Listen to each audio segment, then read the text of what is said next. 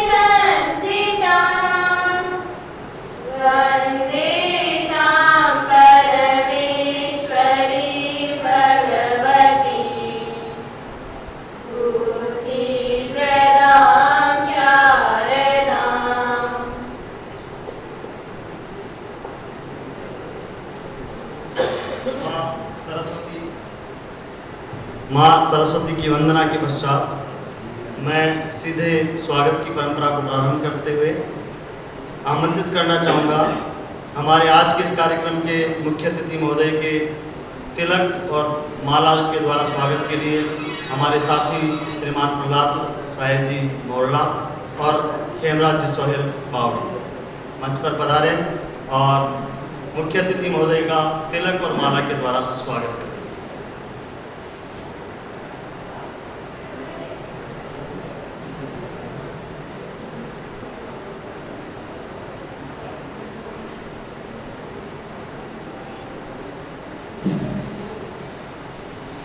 स्वागत की इसी परंपरा में मैं निवेदन करना चाहूँगा कि सर का साफा बंधन कर स्वागत करवाएं श्रीमान गिरधर सिंह जी, हनुमान सिंह जी, हंसराज जी, एसीबीओ सेकंड लोकेश जी रघुवंशी सर और ओम प्रकाश जी शर्मा मंच पर पधारें और सर का साफा बंधन कर स्वागत करवाएं।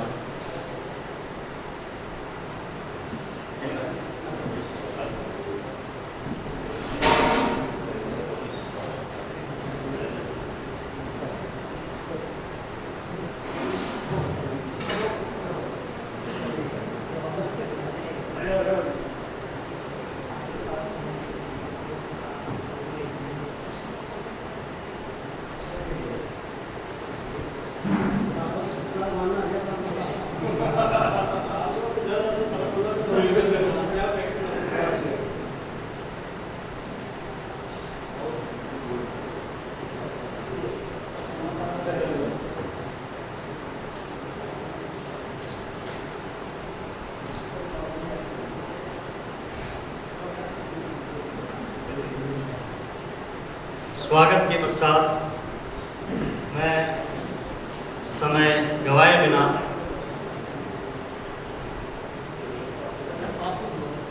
तो हमारे एक पूर्व मुख्य चुनाव आयुक्त हुए थे टीएन सेशन, उनका कहना था कि किसी पद पर बैठकर उसकी क्रम संख्या न बनकर कर्म के द्वारा पहचान करें तो उस पद की सार्थकता होती है, क्योंकि क्रम संख्या तो चलती रहती है लेकिन कर्म के द्वारा जो पहचान बनाई जाती है वो अपने आप में बहुत महत्वपूर्ण होती है।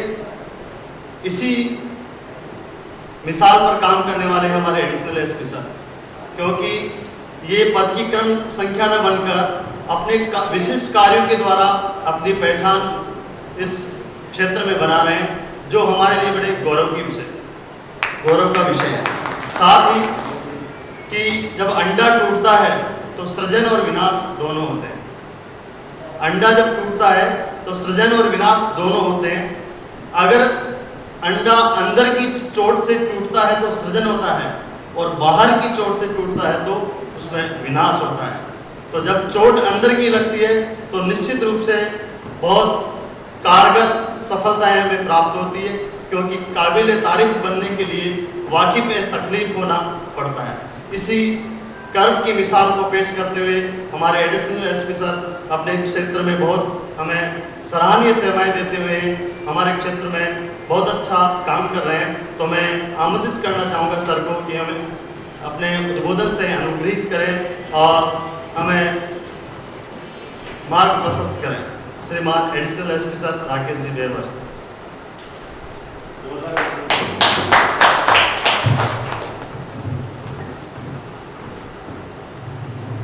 सम्मानित मंच और यहाँ उपस्थित सभी प्रिंसिपल साहिबान, पीओ साहिबान,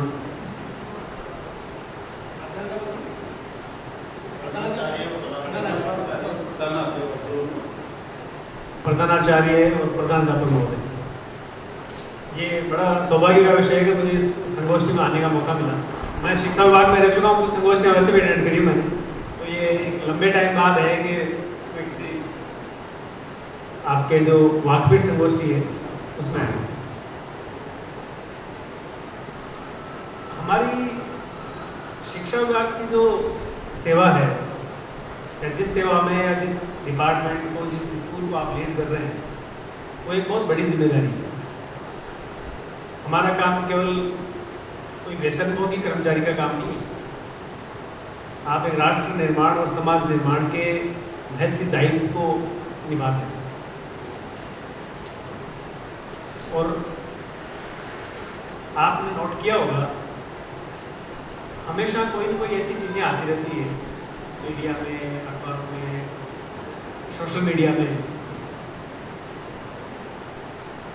शिक्षा के नवाचार जो हैं वो उनकी चर्चाएं होती है। कई बार शिक्षा विभाग में कुछ डेविएशन या खामियों की उनकी भी चर्चाएं होती हैं। कई बार अध्यापक और छात्र के बीच में कोई गैप है, उसकी वजह से कोई चीज़ें निकल के आती है, उनकी भी चर्चा होती है। अभी रिसेंटली एक न्यूज़ मैं देख रहा हूँ, कल की बात है, कर्नाटक में पिछले 15 दिन में 4 बालिकाओं ने सुसाइड किया। 11वीं बालिका, 3 12वीं की, 1 11वीं की। वापस कहीं न कहीं फिर वो चर्चा आ गई कि साहब स्कूलों में स्ट्रेस ज़्यादा है, तनाव ज़्यादा है। तो हमारा काम केवल ये नहीं है कि हम मार्क्स ज़्यादा लाने पर जोर दें या आप केवल मेरिट में आने पर जोर दें। आप बच्चों को जीवन का संघर्ष कैसे सामना करना है वो भी सिखाएं। सबसे महत्वपूर्ण चीज़ वो है, क्योंकि जीवन बहुत अनप्रेडिक्टेबल चीज़ है। हमेशा जैसा मनुष्य सोचता वैसा नहीं होता है। कई चैलेंजेस बीच में आ जाते हैं, आ रही बीमारी, दुर्घटना, प्राकृतिक आपदाएं, धनहानि, कई ऐसी चीज़ें हैं जो मनुष्य को अनएक्सपेक्टेड रूप से सामना करना पड़ता है। क्या हमारा बच्चा जिसको हम पढ़ा रहे हैं, जिस बच्चे को हम शिक्षा दे रहे हैं, उसको हम कभी इस बात पे जोड़ देते हैं, इस बात को उनके मस्तिष्क में डालने का प्रयास करते हैं, जीवन में कभी तुम्हारे सामने ऐसी कोई चुनौती है तो तुम कैसे सामना करोगे? या आपने किसी बच्चे को पॉजिटिव मोटिवेट करते रहते जा रहे हैं, शाबाश ये हमारा बहुत अच्छा बच्चा था, इसके देखो पिछले साल 90% आए थे, उससे पहले 92% आए थे, और इस बार साहब हमारा बच्चा 100% लाएगा। पॉजिटिव मोटिवेशन देना कोई नुकसानदायक नहीं है, लेकिन कहीं ऐसा नहीं हो कि वो अपने आप से ज़्यादा अपेक्षाएं करने लगते हैं, या आपकी अपेक्षाओं का बोझ जो है वो बहुत ज़्यादा दिल पे ले लें। आप जिस बच्चे को कह रहे हो कि बोर्ड में मेरिट में आएगा साहब, अगर मान लो सपोज करो वो अपेक्षाओं पर खड़ा नहीं उतरा, पिछले साल की घटना ही, मतलब एक बालिका ने बहुत अच्छे मार्क्स थे उसके, 90 से 90% से वो मार्क्स थे, बट वही है, वो 90 उसमें भी संतुष्ट नहीं थी। उसको ये लगता था कि मुझे तो 99% आने चाहिए। She committed suicide. तो हमें बच्चों को ये भी सिखाने की ज़रूरत है कि मार्क्स इज नॉट एवरीथिंग। अंक जो है वो सब कुछ नहीं है। जिंदगी एक वीडियो गेम की तरह है, लेवल चेंज होते ही पीछे वाले गेम पे क्या हुआ वो कोई महत्व नहीं रखता। ठीक है, आज मेरे स्कूलिंग में क्या मार्क्स थे, मैं थर्ड आया था, फर्स्ट आया था, आप किसी को नहीं पता। या आपके आपस में कितने मार्क्स थे कोई नहीं जानता, किसी को मतलब भी नहीं। आज आप क्या हैं, आज आप क्या कर रहे हैं, वो चीज़ मैटर करती है। आप भले 10वीं में 90% लाए हो, लेकिन अगर आप प्रिंसिपल के रूप में से ढंग से काम नहीं कर रहे तो आपको डिपार्टमेंट से डांट पड़ेगी, क्योंकि अब तो परफॉर्मेंस आगे देखा जाएगा ना। तो हमें बच्चों को ये सिखाना है भाई आप पढ़ाई पर जरूर ध्यान दीजिए, लेकिन पढ़ाई के साथ साथ और जो चीज़ें हैं उन पर भी हमें ध्यान देना है। साथ ही साथ हम आज़ादी की 75वीं वर्षगांठ, मेरे ख्याल से ज़्यादा आवाज़ की जरूरत नहीं, छोटा सा तो बोल कम रखो भैया। 75वीं वर्षगांठ मना रहे हैं, आज़ादी का अमृत महोत्सव मना रहे हैं। संविधान लागू हुए लगभग 72 साल हो गए। क्या संविधान के जो आदर्श थे उनको हम अचीव कर पाए? नहीं कर पाए। और उसमें अगर आप ईमानदारी से अगर हम आत्मावलोकन करें तो हमें ये स्वीकार करना पड़ेगा कि कहीं न कहीं हमारी शिक्षा व्यवस्था की खामी है जिसकी वजह से हम नहीं कर पाते। मैं भी उसका पार्ट हूँ, मैं शिक्षा विभाग में रहा हूँ, क्योंकि हम बच्चों को किताबें जो सिखाते हैं वो केवल उत्तर लिख के और पास होने के लिए सिखाते हैं। सपोज करिए आपने बच्चे को पॉलिटिकल साइंस के, कोई है यहाँ पर लेक्चर पॉलिटिकल साइंस के? चलिए कोई बात, पॉलिटिकल साइंस हम में से कई लोगों ने पढ़ी है। पॉलिटिकल साइंस में हमने मान लो प्रश्न आ गया बच्चे के साथ मूलाधिकार क्या है, तो कहते हैं साहब स्वतंत्रता का अधिकार है, समानता का अधिकार है। क्या हमने उन अधिकारों को बच्चों को जीना सिखाया है या खुद हमने जिया है? जब तक आप खुद नहीं जिएंगे बच्चे को सिखा भी नहीं सकते, ये भी पक्की बात है। अगर बच्चे के मन में, हमारा संविधान कहता है कि लिंग, धर्म, जाति के आधार पर आप भेदभाव नहीं कर सकते, तो फिर क्यों महिलाएं जो है वो ससुराल में पीड़ित होती? अगर उसके पति ने लिंग की समानता का पाठ पढ़ा होता तो वो अपनी पत्नी का उतना ही सम्मान करता, बराबर का हक देता। हमारे पास रोज कोई कोई महिला अपने ससुराल से, पति से या किसी और से पीड़ित हो जाती है, कभी नहीं आती। लेकिन चूंकि वो केवल पढ़ने की चीज़ रह गई, उससे उस चीज़ को जीवन में उतारा नहीं, हमने बच्चों को ये मोटिवेट नहीं किया उस चीज़ के लिए, तो ये दिक्कत आती है। धर्म के नाम पे हम धार्मिक श्रेष्ठता की बात करते हैं, जातीय श्रेष्ठता की बात करते हैं। कोई बुरा भी नहीं है, अपनी जाति पर या अपने धर्म पर अभिमान होना कतई कोई बुरी बात नहीं है। लेकिन हम ये भूल जाते हैं कि भाई दुनिया में और भी लोग अस्तित्व में हैं, और भी जातियाँ अस्तित्व में हैं। बच्चों को ये चीज़ सिखाइए आप। एक दिन मैं आरएसएस के एक स्कूल में चला गया, गेस्ट में आमंत्रित किया गया था। मैंने बच्चों से खुद के मुँह से कहलवा दिया। मैंने बच्चों से पूछा, बेटा दुनिया में सबसे श्रेष्ठ देश कौन सा है? बच्चे ने खड़े हो गए, साहब बहुत बढ़िया। सबसे श्रेष्ठ धर्म कौन सा है? कि साहब हमारा धर्म। बहुत बढ़िया। चलिए, मैंने कहा बेटा चलो मैं तुमसे एक काल्पनिक प्रश्न पूछता हूँ।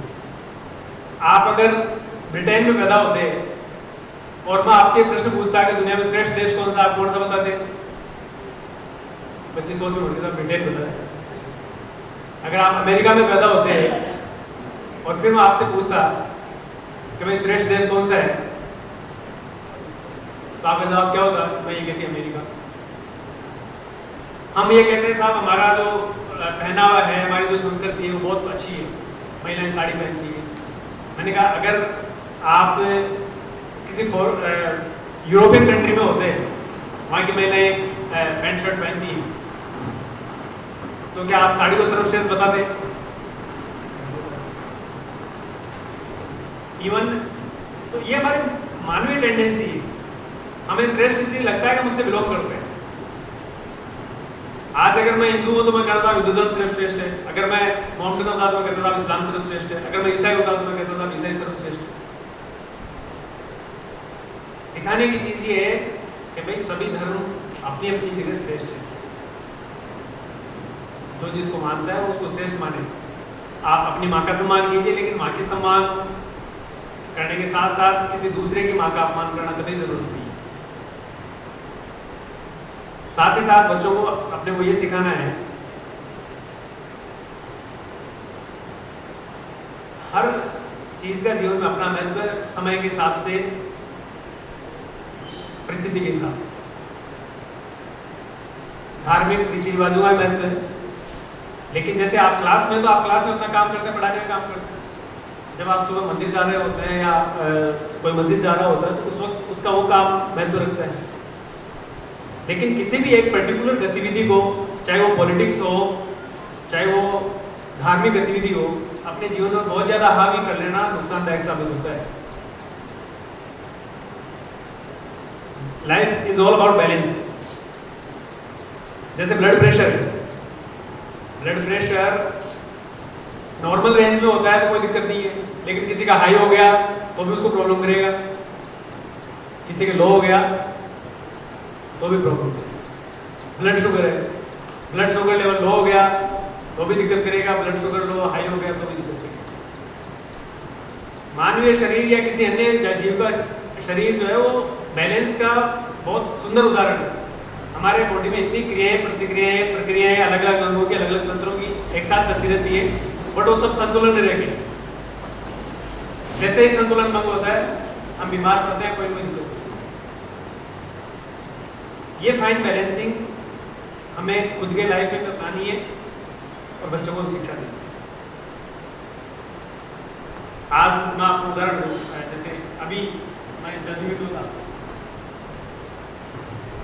कावड़ यात्रा प्रस्तावित है मालपुरा में आनी है, ठीक है, कोई आपत्ति नहीं है। कावड़ यात्रा पहले भी आती रही, आगे भी आएगी। लेकिन 2020 में कावड़ यात्रा के मार्ग परिवर्तित कर दिया गया प्रशासनिक आदेश के द्वारा, उपखंड अधिकारी महोदय के आदेश द्वारा। और वो केवल कावड़ यात्रा का मार्ग परिवर्तित नहीं किया, 4 यात्राओं के थे। 2 मुस्लिम समाज के जुलूस है, उसमें से ईद का जुलूस और ताजी का जुलूस, और 2 जुलूस हिंदू समाज के, दशहरे का जुलूस और ये कावड़ यात्रा। क्योंकि 2018 में कावड़ यात्रा के कारण कुछ प्रॉब्लम हुई थी, बाद में कुछ और ज़्यादा प्रॉब्लम हुई, इसलिए इतिहास को ये अपने परिवार में करते हैं। परिवार में 2 भाइयों में लड़ाई हो जाए तो पहले तो पंच पटेल क्या कोशिश करते हैं कि यार इनके सामंजस्य से बैठ जाए, प्यार से रहने लगते हैं, और नहीं सामंजस्य से बैठता तो फिर क्या करते हैं, अलग कर देते हैं। आप तो तेरे रह इसको इस करेंगे, आराम से करते हैं, नहीं करते। उन्हीं चीज़ों को देखते हुए प्रशासन ने तय किया था। अब क्या हो रहा है साहब, कुछ युवा हैं कि साहब ये तो हम तो इधर से ही रहेंगे जहाँ से पहले जाते हैं। देश में कानून का राज है, संविधान का राज है। अगर कानून के द्वारा कोई चीज़ हुई है उसको आप कानून से ही चेंज कर सकते हैं, जोर जबरदस्ती नहीं कर सकते। मैं आप लोगों से ये प्रसंग इसलिए छेड़ रहा हूँ। एक और मैं निवेदन आपसे करना चाहता हूँ। आप कल अपने अपने विद्यालय में जाएंगे, प्रार्थना सभा करेंगे, प्रार्थना सभा में बच्चों को ये चीज़ कहेंगे। हमें किसी भी गैर कानूनी गतिविधि में शामिल नहीं होना। कई बार लोग बरगला के, बहका के, नवयुवकों को तैयार करके, चाहे वो समाज के नाम पर करें चाहे धर्म के नाम पर करें, उनको किसी न किसी एंटी सोशल एक्टिविटी में शामिल कर देते हैं। बाद में बच्चों के करियर खराब हो जाते हैं, केस लग जाते हैं। तो मेहरबानी करके आप अपने स्कूल में कल प्रार्थना सभा में बच्चों को ये चीज़ समझें। आपके बच्चे तो चूँकि स्कूल के बच्चे वो नहीं होंगे, लेकिन अपने अपने घर जाके वो पेरेंट्स से ज़रूर चर्चा करें। अगर उनका कोई बड़ा भाई है, बड़ी बहन है जो कोई पढ़ाई कर रही है, कोई तैयारी कर रही है, या कोई गांव का बच्चा आके मालपुरा में रह रहा है कि साहब मेरा बड़ा भाई तो कोचिंग कर रहा है मालपुरा में, पता चले वो कोचिंग करने वाला जो है अपने साथियों के साथ में किसी के बहकावे में आकर किसी को पथराव में शामिल हो गया, किसी और चीज़ में शामिल हो गया, या प्रशासन से टकराव में शामिल हो गया। जबरदस्ती करेंगे टकराव, सीधी सी बात। तो उनको ये जरूर कहें कि अगर कोई रहता है तो भैया उसको पाबंद कर देना, समझा देना या कह देना कि 2 दिन का रहना। और साथ ही साथ आपके गांवों से भी विशेष रूप से कुछ गांवों से हमें ऐसे इनपुट्स मिले हैं, जैसा आपका जैसे ये राजपुरा है, हाथी है, इंदौली है, यहाँ से युवक आते हैं साहब, ठीक है। कानून के मुताबिक कोई भी गतिविधि करने में कहीं कोई समस्या नहीं है। कानून का उल्लंघन करके कोई गतिविधि हुई तो 100% कार्रवाई होगी, ठोस कार्रवाई होगी। ये चीज़ आपके माध्यम से, बच्चों के माध्यम से उनके घर भेज जाए। तो बहुत सारी बातें मैं करना चाहता था, थोड़ा समय का अभाव नहीं कर पाऊंगा, लेकिन मेरा रिक्वेस्ट ये है कि बच्चों को होलिस्टिक लाइफ जीना सिखाएं, चैलेंजेस को फेस करना सिखाएं, संविधान के मूल्यों का आदर करना सिखाएं। आदर का मतलब उनको जीवन में उतारें। अगर कोई बच्चा स्वतंत्रता का मूल्य सीख गया है, इसका मतलब वो खुद की स्वतंत्रता के साथ दूसरों की स्वतंत्रता का सम्मान करेगा। अगर कोई समानता का मूल्य सीख गया तो गारंटी है वो जाति, धर्म, लिंग, भाषा इसके आधार पर भेदभाव करेगी नहीं। उन चीज़ों को जीवन में उतारने की जरूरत है और वो चीज़ बहुत महत्वपूर्ण है। उससे हमारे घर भी प्रभावित होते हैं। मैं आपको बताऊँ, मेरे पास एक स्कूल से, मतलब स्कूल टीचर है, इस बात से पीड़ित होती दो, एक तो प्राइवेट स्कूल की टीचर, एक गवर्नमेंट स्कूल की टीचर के साथ मेरा पति भी रोगी। कैन यू इमेजिन कि इस युग में वो भी महिला जो पढ़ी लिखी है, अध्यापिका है, जो घर में कमा के ला रही है, और उसके बावजूद भी उसका हस्बैंड डोमिनेंट होना चाहता है केवल इसलिए कि वो पुरुष है, क्योंकि उसको जो शिक्षा मिली उसके, चाहे बाहर से मिली हो चाहे कहीं से मिली हो, उसको ये नहीं मिला कि भाई मेरी पत्नी मेरे लिए आदरणीय है या मेरे बराबर की साथी है। अगर वो शिक्षा मिली होती तो वो कभी एहसास नहीं करता। साथ ही साथ मैडम यहाँ बैठे हैं इतने सारे, मैं आप सब लोगों से ये भी रिक्वेस्ट करना चाहता हूँ, हमारे देश में महिलाओं से जुड़े हुए कानूनों का दुरुपयोग भी काफ़ी हुआ है। तो आप लड़कियों से अलग से बात करें, उनको मोटिवेट करें। धीरे धीरे ये चीज़ें एक दिन में असर नहीं करती है। कोई भी आदमी एक दिन आधा किलो बादाम खा ले तो नुकसान जरूर कर सकता है, फायदा नहीं करेगा, लेकिन वो 5 बादाम भिगो के और डेली खाए तो हो सकता है उसको फायदा है। तो आप टाइम टू टाइम ये डोज दें।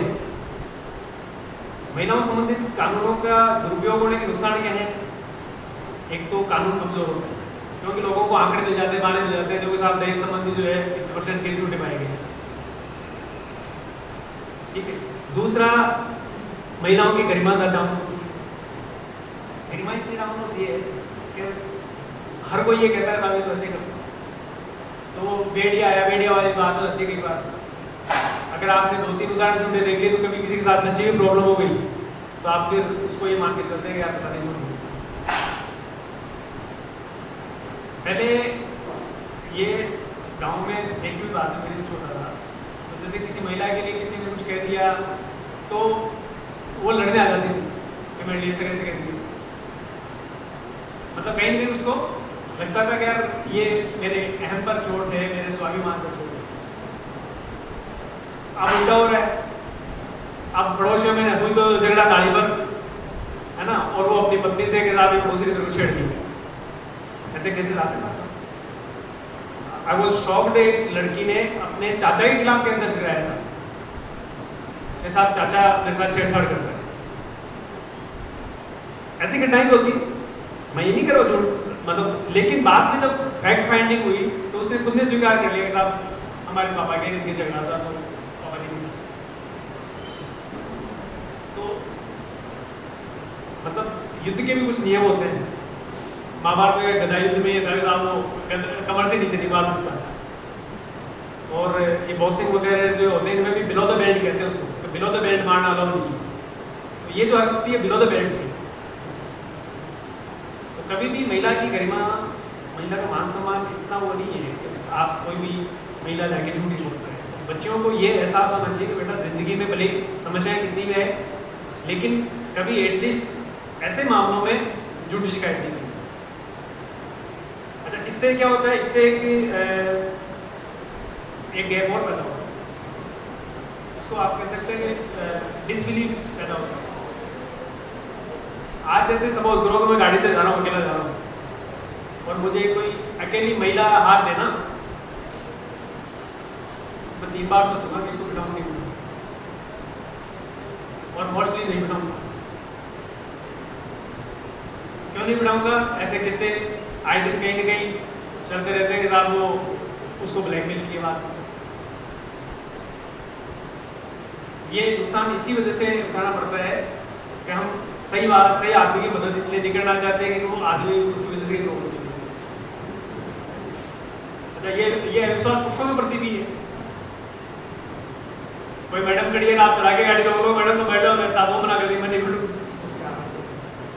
क्योंकि उनको भी लगता है कि यार पता नहीं ये चला के क्यों रोक रहा है।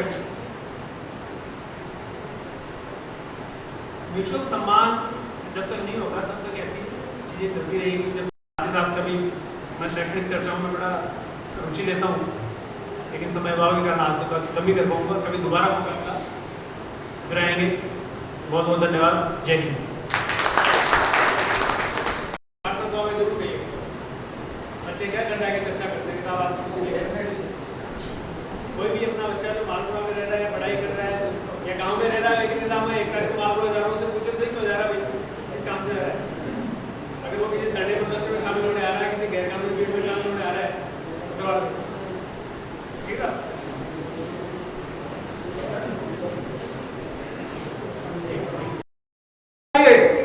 ये बालक में समझ हम पैदा करते हैं बचपन से।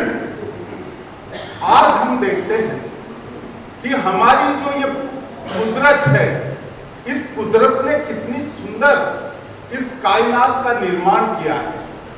आप देखेंगे उज्जवल धूप, आप देखेंगे खुशबूदार फूल, मीठे फल, शीतल चांदनी का संसार, आकाश में परवाज करते हुए पक्षी, जल में जल क्रीड़ा करते हुए जलचर और पेड़ और वृक्षों से आच्छादित ये वन और उज्ज्वलता से परिपूर्ण हिमों से ढके हुए, बर्फ से ढके हुए पहाड़ और ये हरी भरी फसलों का संसार, कितना विविधता भरा हुआ, कितना सुंदर, कितनी श्रेष्ठ ये हमारी कायनात है। मगर इसका क्या हाल हमने बना दिया है। ये समझ अगर बालक में नहीं आएगी, ये जीवित विविधता से भरा हुआ संसार है। आज हमारी कई प्रजातियां नष्ट होती चली गई है, कई प्रजातियां नष्ट होने वाली है।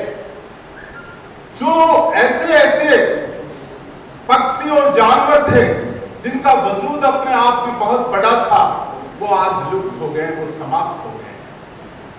यहां तक कहा जा रहा है कि सूर्य का, पृथ्वी का और हमारा बहुत गहरा नाता है। मित्रों, सूर्य की पुत्री है ये पृथ्वी और पृथ्वी के पुत्र हैं हम, इसलिए इसका और हमारा रिश्ता बहुत प्रगाढ़ है और बड़ा महत्वपूर्ण है। सूर्य के अंदर किसी प्रकार की कोई हलचल होती है, कोई घटना घटित होती है, तो उसका प्रभाव उसकी बेटी पृथ्वी पे भी पड़ता है। और जब उसकी बेटी पे कोई प्रभाव पड़ेगा तो उसका बेटा सुखी रह सकता है, चैन से रह सकता है। नाना के घर में अगर किसी तरह की बात होती है, कोई घटना घटित होती है, तो उसका प्रभाव माँ पे पड़ता है। और माँ के घर में अगर कोई घटना घटित होती है तो उसका प्रभाव जो है बालक पर, चाहे वो समुद्री जीव हो, चाहे वो सृष्टि का जीव हो, वो भी उससे प्रभावित हुए बिना नहीं रह पाता। ये चीज हम बालक को बताएं।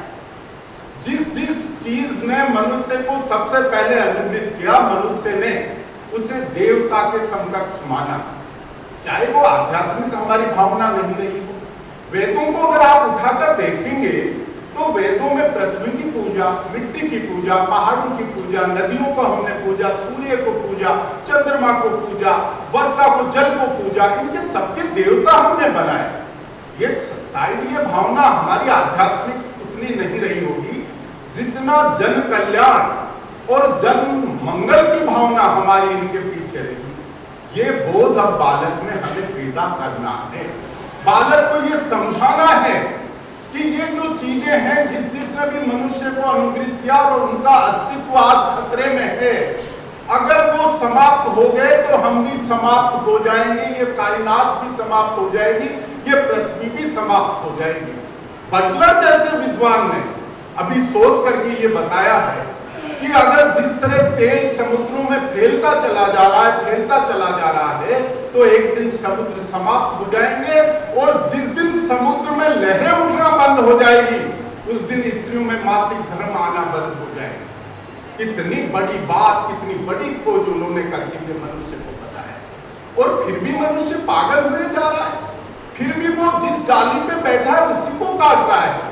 मुझे चीन के बहुत बड़े दार्शनिक हुए हैं लाओ त्से, मैं बड़ा प्रभावित हूँ लाओ त्से से। लाओ त्से एक दिन घर पे बैठे हुए थे, उठ करके जा रहे थे। जब जा रहे थे तो उन्होंने देखा कि एक बालक एक वृक्ष की शाखा को काट रहा है। वो बालक जब शाखा को काटा तो लाओ त्से ने उस बालक से कहा कि इस वृक्ष की जिस शाखा को तूने काटा, उससे ये शाखा जितनी इस वृक्ष से कम हुई, उतना ही तू भी कम हो गया है, हम भी उतना ही कम हो गए हैं। वृक्ष की शाखा और बच्चे में कोई अंतर नहीं है। जैसे जैसे वृक्ष कटते जा रहे हैं, कम होते जा रहे हैं, हम भी कहीं न कहीं मरते चले जा रहे हैं या मृत्यु के हम बहुत करीब आते चले जा रहे हैं। ये समझ बचपन में बालक को हम प्रार्थना सभा में समझाएं, बचपन से ये संस्कार उसमें पैदा करें, प्रकृति के प्रति लगाव पैदा करें, पर्यावरण के प्रति लगाव पैदा करें। ओम प्रकाश शर्मा बैठे हुए हैं, 250 वृक्ष लगाए, उनको पानी पिलाया। हरित पाठशाला केवल ये कहते हैं कागजी आदेश जो है ना, उनसे परे भी एक दुनिया है जिसमें डूबकर गहराई से देखने की जरूरत है। केवल हरित पाठशाला कहती है कि विद्यालय के चारों ओर 200 मीटर की परिधि है, उसके अंदर वृक्ष लगाए जाएं, ट्री गार्ड लगाए जाएं, बालकों को उनको गोद दे दिया जाए, वो उनकी परवरिश करें। बहुत अच्छी बात है, होनी चाहिए और ऐसा कर रहे हैं। मगर इसके अलावा बालक में एक समझ पैदा हो, बालक में एक बोध और ज्ञान पैदा हो, उसमें ममत्व पैदा हो जाए इस कायनात की मिट्टी के एक एक कण से, कि ये मिट्टी जो है वो इसमें हमारा अस्तित्व छुपा हुआ है। इसे कौन हानि पहुंचा रहा है? इसे सबसे अधिक हानि पहुंचा रहा है मनुष्य। और मनुष्य ने अगर इसी तरह से इस प्रकृति को हानि पहुंचाया तो हमारा अस्तित्व नहीं रहेगा। मित्रों, वायु प्रदूषण हो रहा है, ध्वनि प्रदूषण हो रहा है, जल प्रदूषण हो रहा है। आज हम देखते हैं कि जो वन कभी आच्छादित रहते थे, जंगल वृक्षों से, आज वहां टूटी फूट रह गए। आज हम देख रहे हैं कि समुद्र सूखने की ओर है, नदियां सूख गई है, या जो बह रही है वो इतनी प्रदूषित है कि उनके पास जाना, निकट पहुंचना भी बहुत मुश्किल हो जाता है। हम देखते हैं कि जो कभी वृक्ष हिम से भरे हुए थे, चमकते थे, बर्फ उन पे वर्ष भर रहती थी, आज बर्फ वहां से गायब हो गए हैं, हिमखंड पिघलने लगे हैं। ऐसा हो रहा है। मैं अभी कल परसों पेपर पढ़ रहा था, मैं स्पेन और पुर्तगाल में रहा। उस समय जो मौसम था उसका मैंने अनुभव किया।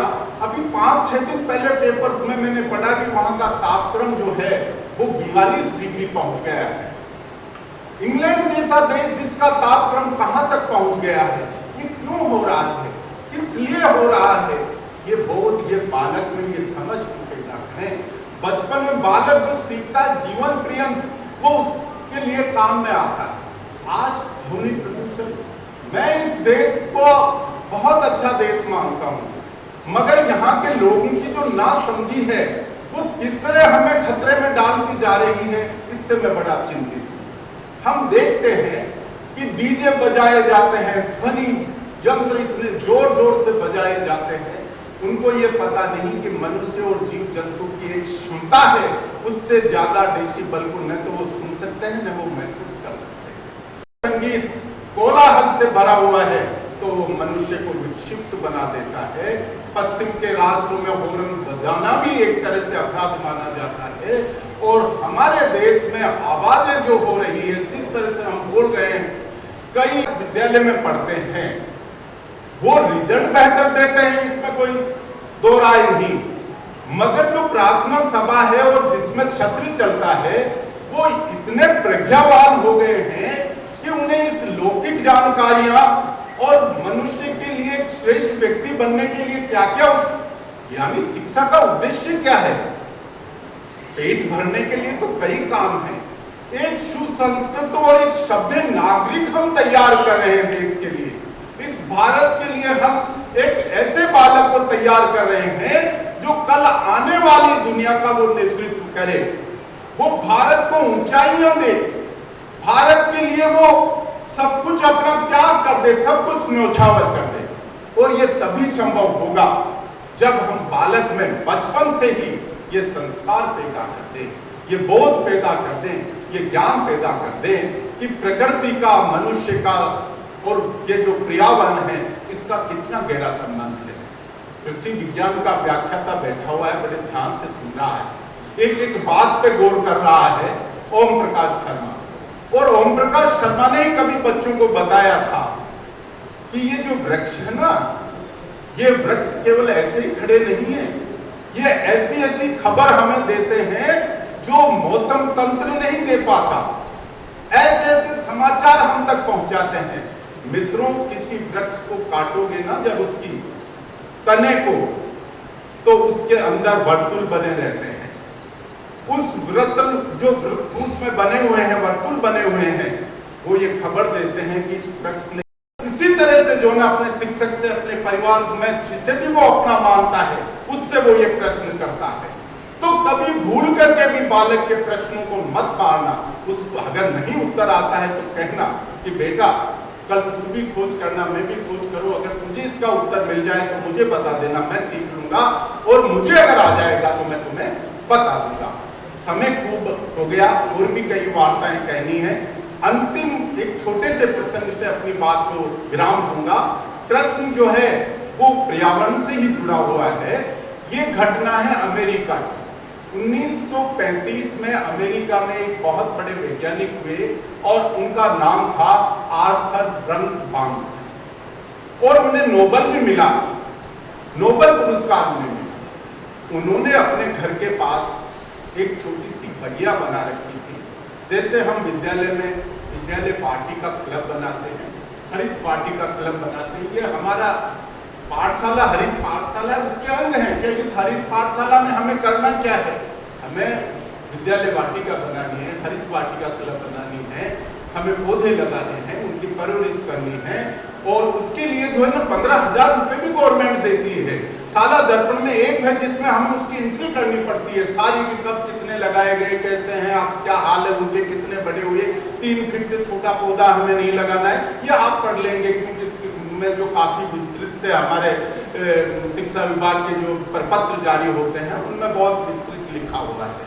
मगर बालक में जो समझ पैदा करनी है ये महत्वपूर्ण है। उसके अंदर ये भावना पैदा हो जाए कि एक वृक्ष कट रहा है तो वो ये महसूस करे कि मैं भी कट रहा हूँ, मैं भी कम हो रहा हूँ, जितना ये वृक्ष कम हो रहा है, तब ही ये पृथ्वी सुरक्षित रहेगी। तो आर्थर ब्रनबाउम ने एक छोटी सी बगिया लगा रखी थी, उसमें तरह तरह के फूलदार पौधे लगा रखे थे, और ये जो पौधे उन्होंने लगा रखे थे तो रोज सुबह आते और जाते वो उनसे बातें करते, पूछते, अरे जूही आज तुम मुरझा रही हो, रात को अच्छी तरह नींद नहीं आई क्या? अरे गुलाब आज तो बड़े खिले हो, बड़े प्रसन्नचित्त लग रहे हो, आज क्या बात है, इतने आनंदित क्यों हो रहे हो? हर चंपा आज तुम जो है किस तरह से कुंगलाई हुई सी लग रही हो। और कहते हैं कि वो उसको जवाब देते थे, वो उनको सुनता था। पत्नी बड़ी दुखी हो गई। पत्नी सबसे ज्यादा पति से उसी समय परेशान और दुखी होती है, सबसे ज्यादा उसको चोट लगती है जब वो अपने पति से कुछ कहे वो सुनाई नहीं करे। तो ये मान लेना कि पत्नी को सबसे ज्यादा दुख होता है जब पति को वो कोई बात कहे और पति उसे अनसुनी कर दे, तो वो फिर जो है इतनी भयंकर रूप से नाराज होती है कि काफी दिनों तक दोनों का बोलना बंद हो जाता है। क्योंकि इसके उदाहरण है, सुकरात बच्चों को पढ़ा रहे हैं, उनकी पत्नी का नाम उत्थप्पा है, वो पत्नी चाय बनाकर लेके आई है और चाय के लिए जो है कह रही है, और वो बातों में बच्चों को पढ़ा रहे हैं, इसलिए उनमें ध्यान नहीं गया पत्नी की तरफ। और पत्नी की तरफ जब ध्यान नहीं गया कि वो चाय के लिए खड़ी है, कप हाथ में कह रही है चाय ले लो, और वो बच्चों से बात कर रहे हैं, पत्नी को गुस्सा आया और चाय की केतली सुकरात के ऊपर डाल दी। चाय की केतली डालते सुकरात का आधा शरीर जो है ना वो जल गया चाय से। वो जो बैठे हुए थे शिष्य, उन्होंने कहा बहुत बुरा हुआ, आधा अंग जल गया। सुकरात उसके बोले कि बहुत अच्छा हुआ, आधा अंग बच गया। तो ये हमारी सोच है कि हम क्या देखते हैं, हम क्या पाते हैं। तो आर्थर ब्रह्मपाम जब उनसे बातें करते थे तो पत्नी को लगा कि या तो ये पागल हो गया है, ये विक्षिप्त हो गया है, या फिर ये दीवाना हो गया है, तो इसके साथ अब मैं रह नहीं सकती, मुझे इसे छोड़ जाना चाहिए। जिसको इन पौधों से बात करने का समय और मेरे से बात करने का समय नहीं है। यूरोप, अमेरिका ऐसे देश है मित्रों जहां पति पत्नी का रिश्ता जो है 7 जन्म का नहीं माना जाता। अगर पति रात को हल्की भी झूठ बोल दी तो पत्नी सुबह जो है कहेगी कि आप तो मेरे दोनों में तलाक होने जा रहा है, मैं आपके साथ एक पल भी नहीं रहूंगा। एक छोटी सी झूठ से उनके विवाह विच्छेद हो जाते हैं। भगवान की इस गतिविधियों से उसकी पत्नी जो है वो उसे छोड़कर चली गई और उसने तलाक दे दी। मित्रों ने आके कहा कि कैसे व्यक्ति हो, इतनी अच्छी भाभी जी थी हमारी, कितना तुम्हारा ख्याल रखती थी और वो छोड़ के चली गई, और यही हालत अगर तुम्हारी रही तो फिर एक दिन हम मित्र भी तुम्हें छोड़कर चले जाएंगे। अब ये पागलपन छोड़ो, इससे निकलो। उसने कहा क्या तुम भी मुझ पर रहम करते हो? तुम्हें भी संदेह है मुझ पर कि ये पौधे मेरे से बात नहीं करते? कि हाँ तुमसे बात नहीं करते? कि ऐसा नहीं। सारे पत्रकारों को उसने बुलाया, सारे मित्रों को बुलाया और कहा कि मेरी इस बगिया में ध्यान करके देखो कौन सा ऐसा पौधा है जो सबसे बेकार है, सबसे अनुपयोगी है, जिसका कोई महत्व नहीं है। ऐसे पौधे तो सभी उपयोगी होते हैं, कृषि विज्ञान के व्याख्याता जानते हैं कि कोई पौधा ऐसा नहीं है। तो सबने कहा, मगर फिर आखिर में उससे तो प्रश्न पूछना, उत्तर पाना ही था। तो एक पत्रकार ने कहा कि ये जो कैक्टस है ये सबसे व्यर्थ और बेकार पौधा है इस बगिया कि क्यों है, क्यों इसे बेकार माना आपने? तो उन्होंने कहा कि इसे इसलिए बेकार माना कि इसके कोई फूल नहीं आते, इसके कोई पत्ते नहीं आते, सिर्फ कांटे कांटे रहते हैं, ये कोई खुशबू नहीं देता। तो सुनो मित्रों, ये पौधे मेरी बात इनसे होती है, मेरा कहना भी ये मानते हैं, इसका प्रमाण और परिणाम दोनों आपको जो है 1 साल बाद में, 12 महीने बाद में फिर बुला के दूंगा। और 12 महीने बाद इसी दिन आप आना, जिस पौधे को तुमने व्यर्थ और बेकार कहा है वो पौधा मेरी कितनी बात मानता है, इसका प्रमाण भी दूंगा और परिणाम भी दूंगा। और कहते हैं कि प्रतिदिन सुबह उठ करके आर्थर ब्रह्मपाम उस कैक्टस से कहता था, कैक्टस मेरे मित्रों ने मुझे पागल घोषित कर दिया है, पत्नी भी छोड़कर चली गई है, एक शाखा ऐसी पैदा कर दो जिसमें फूल हो और उसमें पत्ता हो और कांटा एक भी नहीं। और रोज निरंतर सुबह और शाम वो ये पुकार करके उस पौधे से कहता था। और कहते हैं कि 1 वर्ष बाद में जब उन्होंने पत्रकारों को बुलाया और ये दिखाया तो ये पाया गया कि उस कैक्टस में से एक ऐसी शाखा निकली जिसपे एक कांटा नहीं था, उसके ऊपर पत्ते भी थे और फूल भी थे। आज कैक्टस पर बहुत सुंदर फूल आ रहे हैं, आप जगह जगह देखें तो सबसे ज्यादा कैक्टस ही लगाए जाते हैं जिनके ऊपर तरह तरह के फूल होते हैं और वो सुंदरता के लिए जो है वरदान साबित होते हैं। आप सबने ध्यान पूर्वक मुझे सुना, इसके लिए तहे दिल से धन्यवाद। जय हिंद। उद्बोधन अगर सुनना है, मालपुरा में अगर मैंने कई लोगों से सुना है, मैं छोटी सादरी ब्लॉक में 2017 में ज्वाइन करने गया था और वहाँ की सीनियर स्कूल के प्रिंसिपल से कृषि के नाते जो ब्लॉक में थे उनसे मैं मिलने गया और मैंने गिरधर जी सर की बात भी कराई। उन्होंने कहा कि कहाँ से, मैं मालपुरा से गया, मालपुरा में मैं एक ही आदमी को जानता हूँ, गिरधर सिंह जी को। उनको मैंने कोटा में सुना है, मतलब व्यक्ति प्रतापगढ़ का रहने वाला, कोटा किसी कार्यक्रम में वो थे शिक्षा विभाग के में, वहां उन्होंने गिरधर जी को सुना। तो आप उनको जानते हो कि मैं बात ही करा देता हूँ सर आपकी, मैंने सर की बात भी कराई, तो किसी परिचय के मोहताज नहीं है। सर आपने बहुत अच्छी अच्छी बातें हमें बताई कि किस प्रकार पति और पत्नी का संबंध कितना सुमधुर होना चाहिए, ये बहुत जरूरी है। और इस बात को आपके साथी ओम जी सर बहुत गंभीरता से सुन रहे थे। आज आपके वो टारगेट के भी थे क्योंकि आपका विषय पर्यावरण था और वो पर्यावरण विज्ञ है। मैं अगली वार्ता के लिए आमंत्रित करूंगा, हमारे बीच सीबीओ ऑफिस से भाई मोहसिन जी मौजूद हैं, doctor Mohsin, RP CBO Malpura, समग्र शिक्षा अभियान की गतिविधियां, प्रावधान एवं प्रक्रिया। इसके बाद अगली वार्ता के लिए नो बैग डे, एक नया कॉन्सेप्ट शिक्षा विभाग में, उसके लिए धर्मेंद्र जी तैयार हैं। भाई मोहसिन, आप सादर आमंत्रित हैं। साथियों, जैसा कि भी मेरे पूर्व वक्ता बता रहे थे, ये सत्य बात है, सबका अपना अपना समय होता है। किसी ने कभी ने कहा भी है कि उदय होता ना अस्त होता है, उदय होता ना अस्त होता है, पता नहीं तब निरस्त होता है। उदय होता ना अस्त होता है, पता नहीं तब निरस्त होता है। कोई पूजे या कोई गाली दे, कोई पूजे या कोई गाली दे, सूर्य सदैव अपने में मस्त होता है, सूर्य सदैव अपने में मस्त होता है। डॉक्टर मोहसिन, आप सादर आमंत्रित।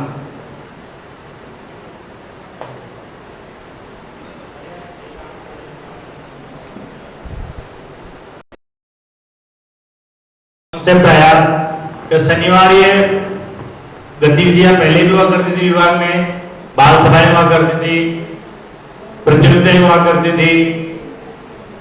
उसको पूरा दिन हफ्ते में कैसा हो, या तो रिवीजन हो या फिर सांस्कृतिक गतिविधियां हो, खेलकूद हो, खेल खेल में शिक्षा हो, इसी पर प्रभाव डालने के लिए भाई धर्मेंद्र जैन, प्रधानाचार्य, राजकीय उच्च माध्यमिक विद्यालय धोली।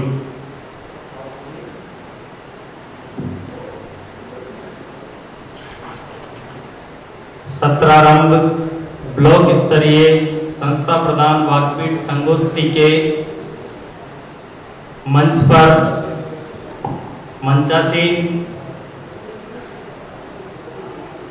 अध्यक्ष महोदय, सचिव महोदय, संयोजक श्री हनुमान सिंह जी, मेरे सभी विद्वान साथियों, आज वाकपीठ संगोष्ठी का दूसरा दिन है और मुझे अपनी वार्ता नो बैग डे पर प्रस्तुत करने हेतु आदेश मिला है।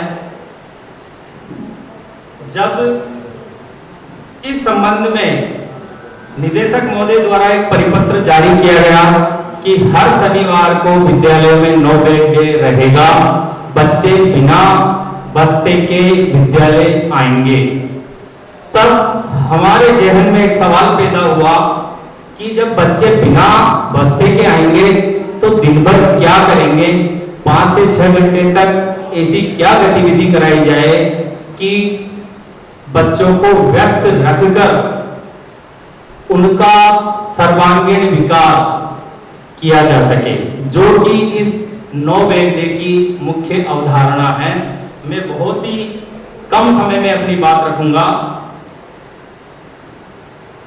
मुख्यमंत्री अशोक गहलोत ने अपने कार्यकाल के दूसरे बजट पेश करते हुए सभी सरकारी स्कूलों में शनिवार को नो बैग डे घोषित किया, यानी बस्ता मुक्ति दिवस। कोरोना काल के कारण विद्यालय तो खोले गए, परंतु राज्य सरकार के आदेशों की पालना में छात्र छात्रा 2020 में विद्यालय नहीं आए। कोरोना काल की समाप्ति पश्चात अब इस गतिविधि को, इस कार्यक्रम को पूरी तरह लागू किया जाना है।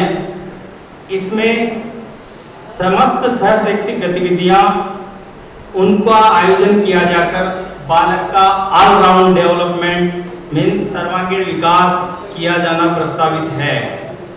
इसके लिए अभी जो सत्र 2022-23 का शिविरा पंचांग विभाग द्वारा जारी किया गया है, उसमें भी इसकी एक रूपरेखा प्रदर्शित की है, जिसमें लिखा है कि प्रत्येक शनिवार को विद्यार्थी बिना स्कूल बैग के विद्यालय आएंगे और प्रत्येक शनिवार को एक थीम आधारित गतिविधि कराई जाएगी। 5 शनिवार की 5 थीम विभाग ने दी है। माह के पहले शनिवार को थीम दी है राजस्थान को पहचानो। इससे रिलेटेड गतिविधि हम करवाएंगे।